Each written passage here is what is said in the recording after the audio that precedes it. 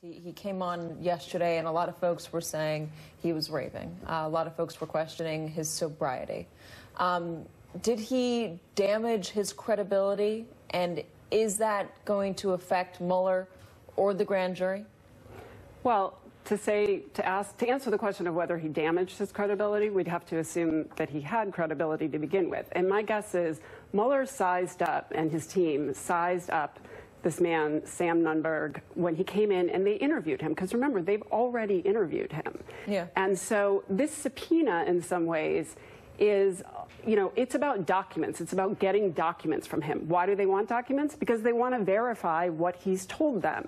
They're not going to base their case on him, whatever their case may be, whatever, aspects of the case he's relevant to. They're not going to base everything on him. He's going to be one piece of it, and it probably fits in with a puzzle that we're starting to see and the other pieces. So that's the way. It doesn't matter if him, standing alone is believable. It's whether he with other people and the documents are. You know folks that are working on this. You know folks on Mueller's team. How are they going to react to that performance yesterday? I don't think they're going to be happy about it. They're not going to like the fact, first of all, that someone who is a potential witness is out there talking so frequently and outspokenly to the press. And also, they're not going to like having him thumb his nose at them. To the extent that there was any way for him to negotiate, his way, not out of the subpoena, but to narrow it, to get himself more time, it's going to be harder for him to do that now because he's provoked them.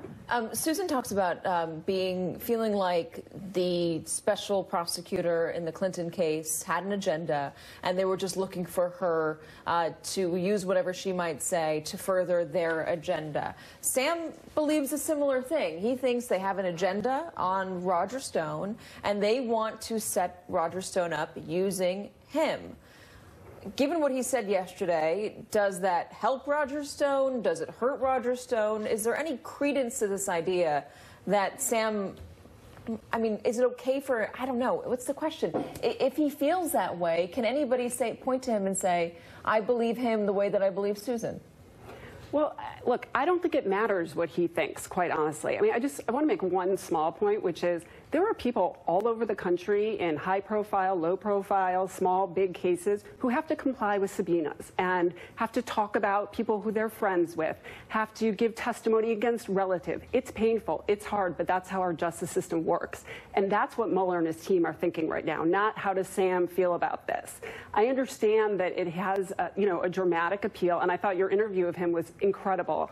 The way you let him talk and then drew him out at the right moments. I was mouth open the whole time. And I'm not saying he shouldn't have been interviewed or shouldn't have talked, but in terms of what they're doing in a prosecution, they've interviewed him already. They're going to get documents. They're not looking at, how does he feel about their prosecution. So they already know, you imagine they already know about his relationship with Roger Stone and what he might be able to give them on Roger Stone. I think they have a good idea. Else, I think they have a good idea. Those 10 people on that list. It doesn't mean they know the answer to each and every question. It means they have some idea where he fits into the puzzle. I don't think they're on a fishing expedition, in other words. They wouldn't be talking to him. They're not going to waste their time at this point. They've got enough people to talk to and enough to do. These people haven't slept in months. So they're going to talk to him if they think it's worthwhile. It doesn't mean they know the answer to every question, but they know that it's worth speaking to him. I will say this, in talking to other people who have been interviewed, they've said specifically that this is not a fishing expedition, that the Mueller team knows much more than you expect them to when you walk in the door. Yeah. Ladies, thank you very much. Susan McDougal and Miriam Rocah. Mimi, good to see you. Thank you.